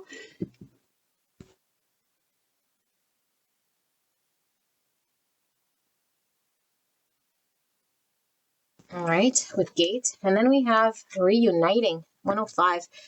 Community leadership, supporting others, public safety, group activities, risk management, and teaching confidence. Type 6, the loyalist thinking center between mistrust and trust. Return to the world. Lovers and Devil. Gemini, Capricorn energy with reuniting and then being strong. 8. Authoritarianism, personal justice, anger, denial, dishonesty, and power dynamics. Type 8, the Challenger, instinctive center between strength and weakness. Wow, wow, wow, wow. The Gift, 14. Sagittarius, Taurus energy, and then we have obsession. Release the chains of thought and free your mind. It says, freaking, these words are really hard to see. Isolation, competition, I don't know, preoccupation, I don't know. Can you see that?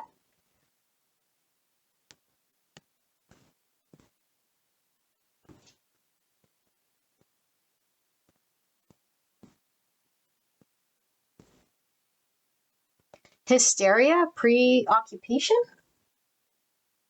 No, compulsion.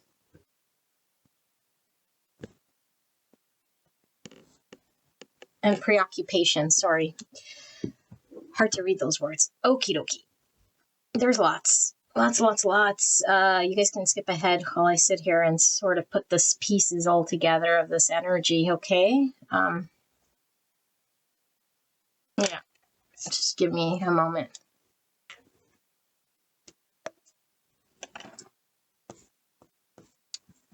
Six of Cups giving me this reuniting energy.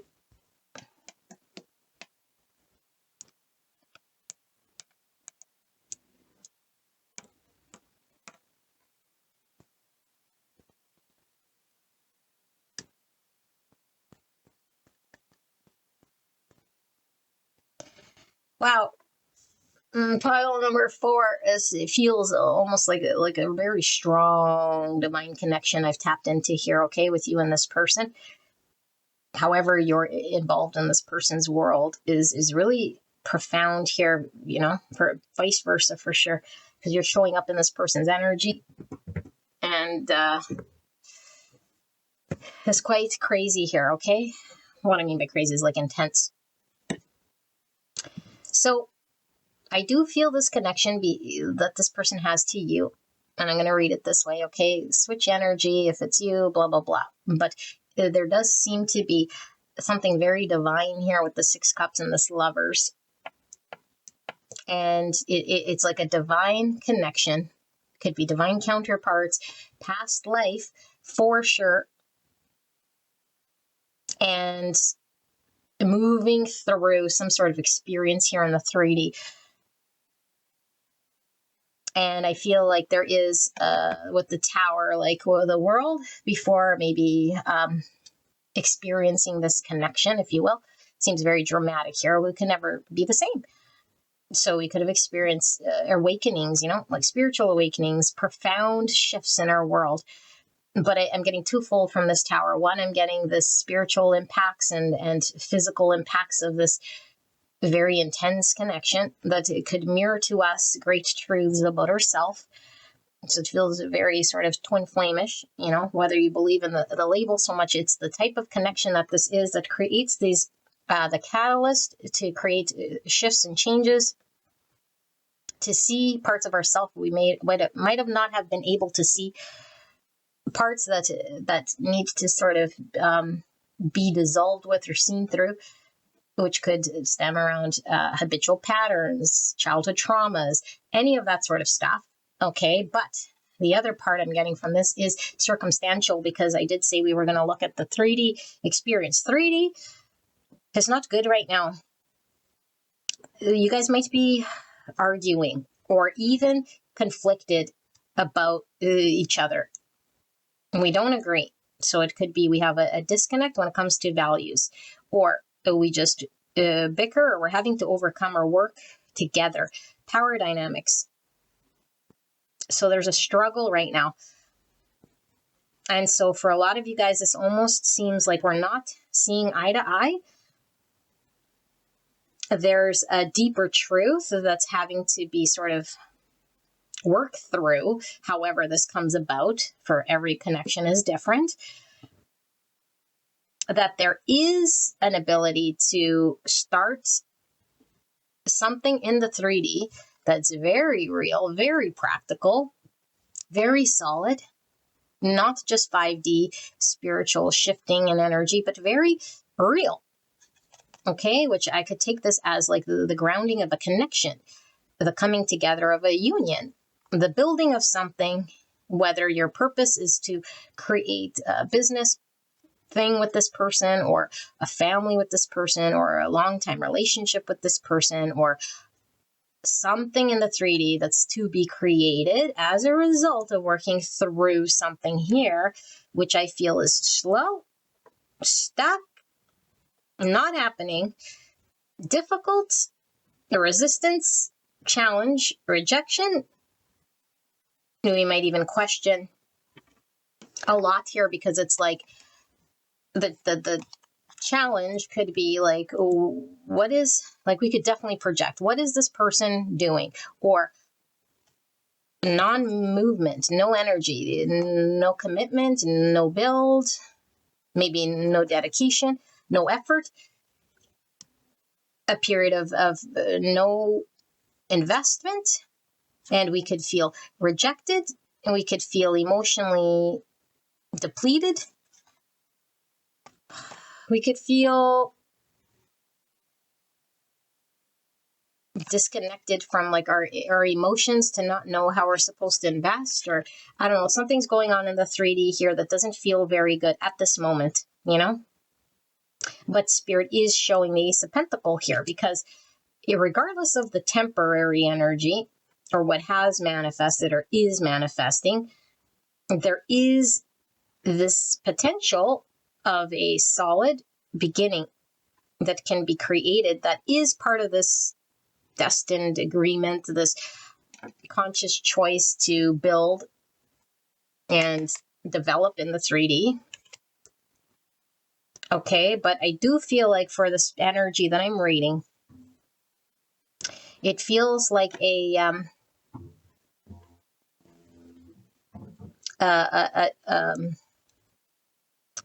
it does feel like we're working with the divine, but the divine already sort of has a path that's laid out, and it is calling us to a greater standard in order to create on this path and move with this path, because of course we have to be conscious, we have to make decisions, and we have to make the choices to steer this in a direction that isn't resistant.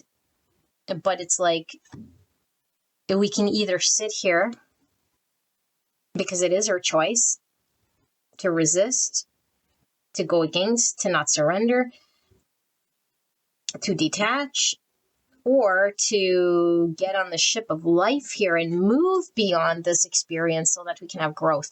Move beyond this so we can experience something new or something divine here that I feel is in the works, but it takes our own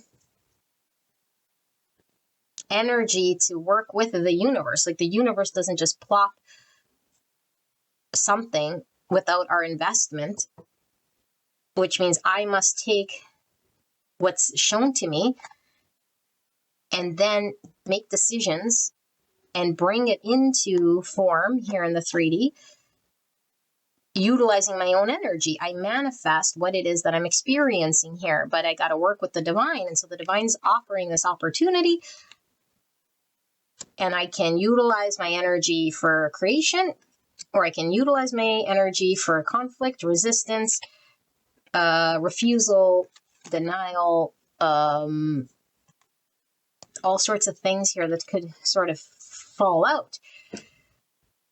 So I feel like this person is being pulled, called by the divine. There is an ability for this person to make choices that could create something, like it is within their power.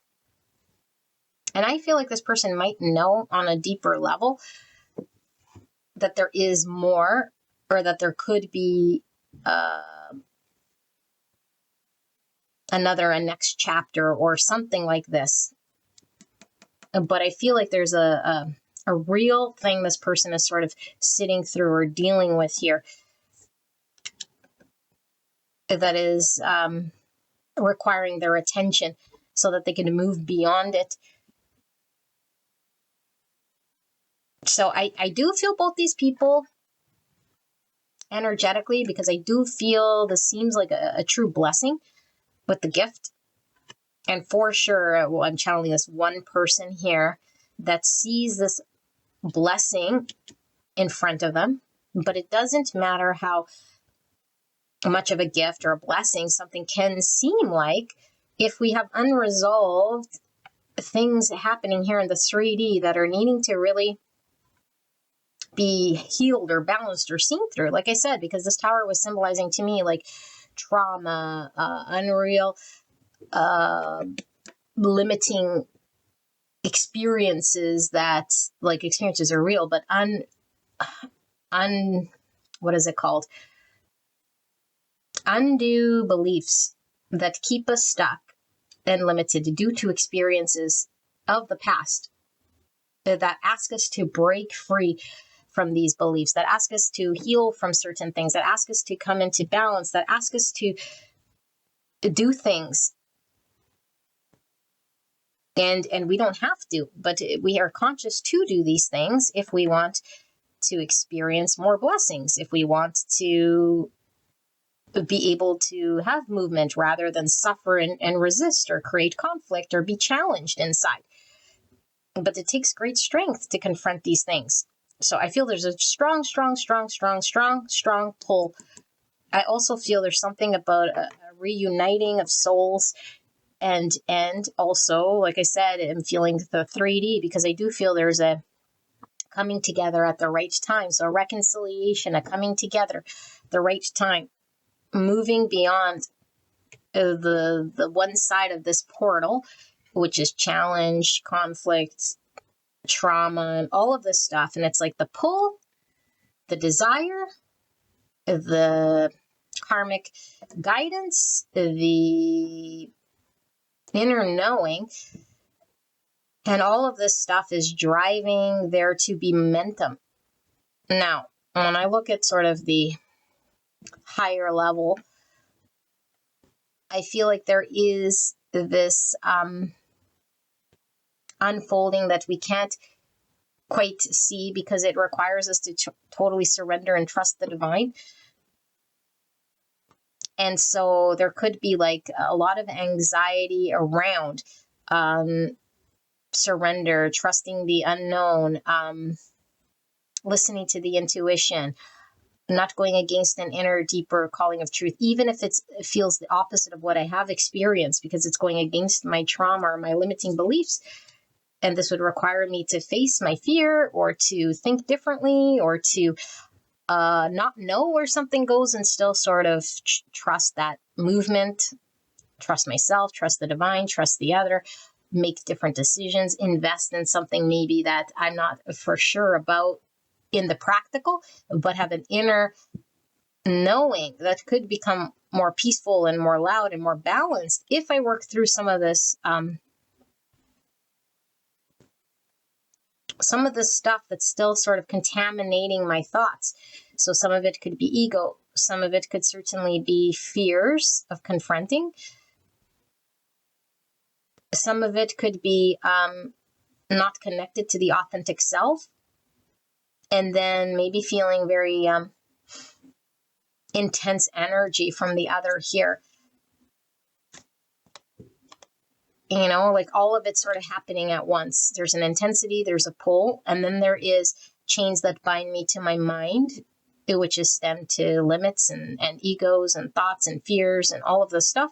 There's a need to balance one's energy, and there's a need to still the mind so we can hear the truth of what's going on and where we're being pulled and called to. Because I do feel like there is someone, okay, which could be definitely your energy if I'm reading your person, like we said, here with this Queen of Pentacles. That's like the deeper truth is like the body and soul, the 5D and the 3D can become a balanced, grounded manifestation here in the 3D, as above, so below, that's peaceful, grounded, healed, dependable, solid, valuable. And in order to manifest this sort of an energy, we have to encompass and embody that.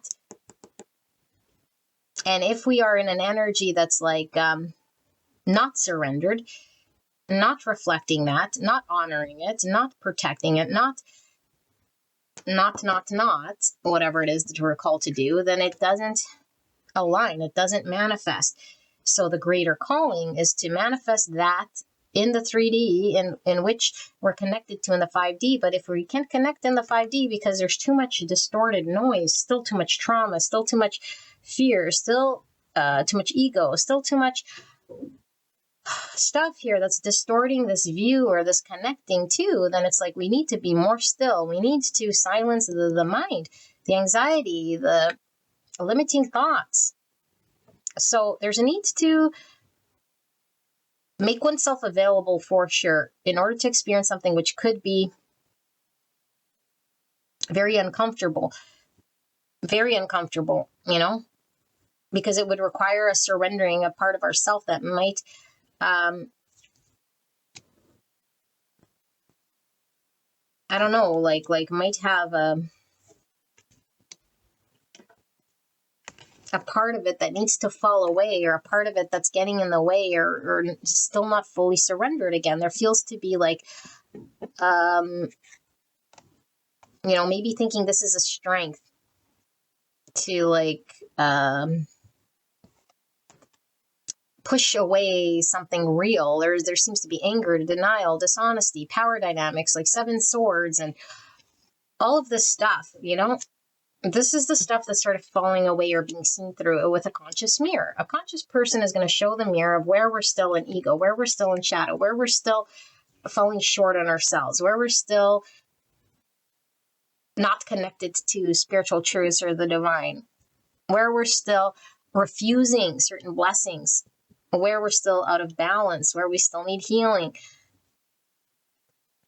where we're not choosing love, or we're choosing like things based out of fear, based out of there seems to be a very strong devil presence here as well. With the 6 is lovers, devil, obsession, devil. Okay, and I was getting from the Tower the falling away of the devilly thoughts. And it's like when I'm confronted with my shadow, when I'm confronted with that, and when it feels very intense, when it holds up the very thing that I fear, or the very thing that I'm being asked to look at from a karmic standpoint, how do I confront it? How does it fall away? How do I manage?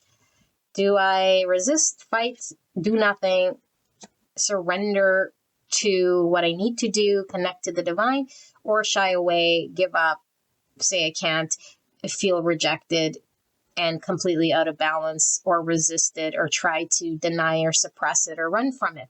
How do I handle it, you know? So this journey requires an innocence. This journey requires a truth that can only be seen in stillness.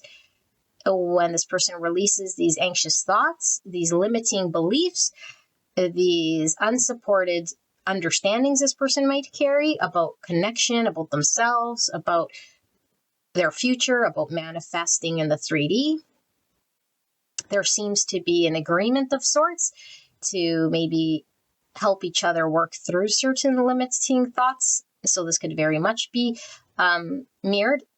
And like I said, there is a great sort of shift that can't be undone.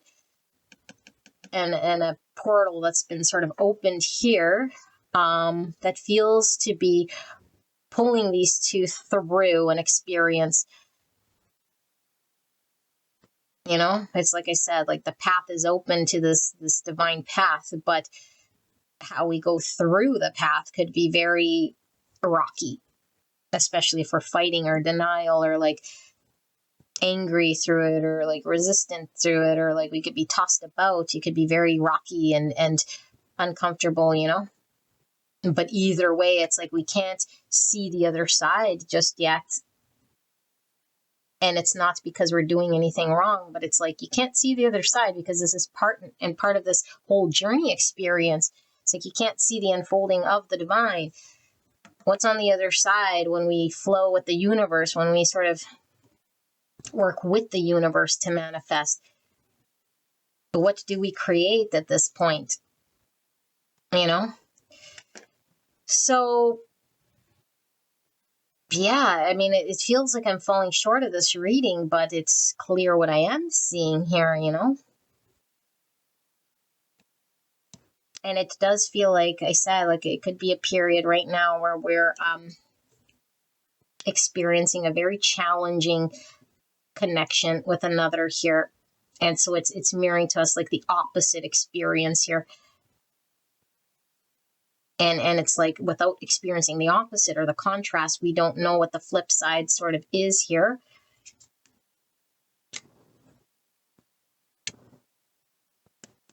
But I don't feel there's bad intention here. I just feel like there is a really strong sense of personal justice. Okay, it even says, yeah, personal justice. But what does that mean? It's like, how do we create this personal thing? Like, is it stemmed from an ego? Is it stemmed from a protective mechanism? Is it stemmed from, you know, a denial? Because to face another sort of understanding would dissolve my illusions. So I'd have to go through like a dark night of the soul or a humbling experience, or listen to something other than myself, which comes through from the divine, which will allow there to be a healing, which will allow there to be an experience here that I haven't yet allowed to manifest. And I'm getting in the way of this whole thing. This does feel like someone who might be still resistant, in denial, and then not really liking the experience that they're having about it, you know? So, yeah, I don't know what else to sort of say here other than there is a reuniting, which means there's always an opportunity to move the needle more in line with healing and experience more of that in which we're called to see. And the more we're exposed to that, the more we're sort of looking at the mirror of our own anxieties, the more we're looking at the mirror of our own denials and our own anger and our own inability, because we've created some sort of story that we upkeep, you know, and this is what's falling. It's dissolving. It's not true. And this must dissolve before we can create. We can't build a castle on rubble. We can't build something solid and new on, you know, something that's sort of crumbling away or falling apart. It's like this needs a clean slate. This needs a solid ground. And so right now everything's sort of being removed that can't support this, because I feel like there's a need to support, like I said, the grounded energy in the 3D manifestation of something very true and solid. So this is what I have, pile number 4. I hope this made sense to you guys. I love doing your reading, and I will see you at the next one. All right, bye-bye.